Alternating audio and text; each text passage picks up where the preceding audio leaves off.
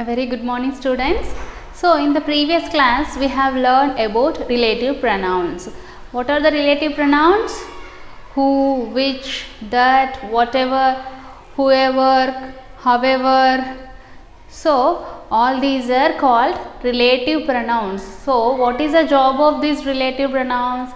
These relative pronouns relate the subject to the relative clause.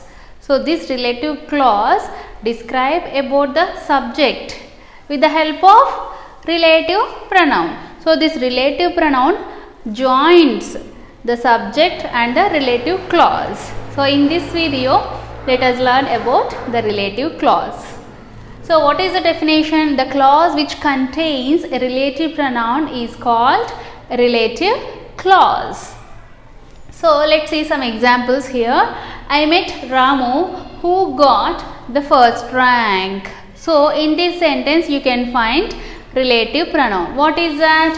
Who is the relative pronoun? So this who is describing about Ramu. So that's why this Ramu is called antecedent. What is this? Antecedent. So this antecedent is nothing but a subject. It is a noun or pronoun, whatever it may be. So this relative pronoun gives some extra information. It adds some more information about Ramu. So once close this, who got the first rank, once close it and read. I met Ramu. Okay, fine, you met Ramu.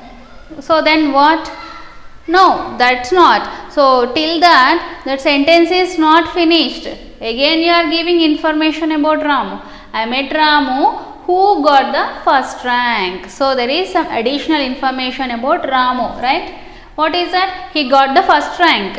That is also some extra information. You are not ending up with your sentence with just meeting Ramu. So you are also explaining about that person. You are saying something. What is that? Who got the first rank. So in this sentence, who is a relative pronoun? Who got the first rank is the relative clause. So this is the relative clause, and before the relative pronoun, whatever noun or pronoun we have, that is called antecedent. Is it clear?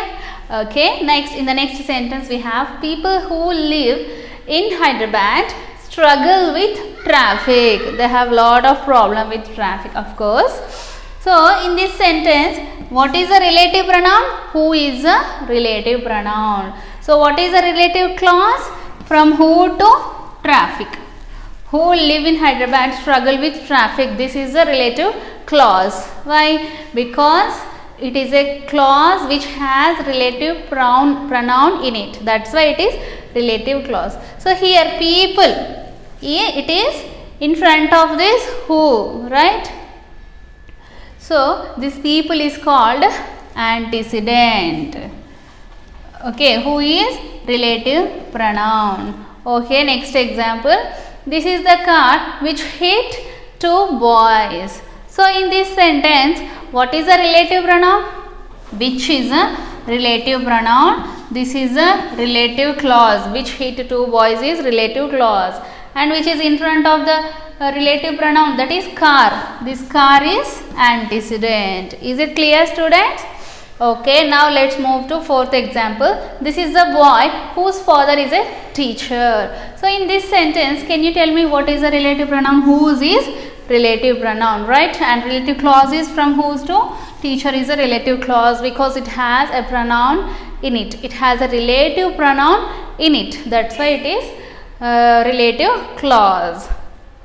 So what is the noun or pronoun which is in front of this relative pronoun? It is boy. So this boy is antecedent. In the next sentence we have, we wear clothes that are made up of silk. So that is also relative pronoun. Generally this that is referred to both people and also to things. Is it clear?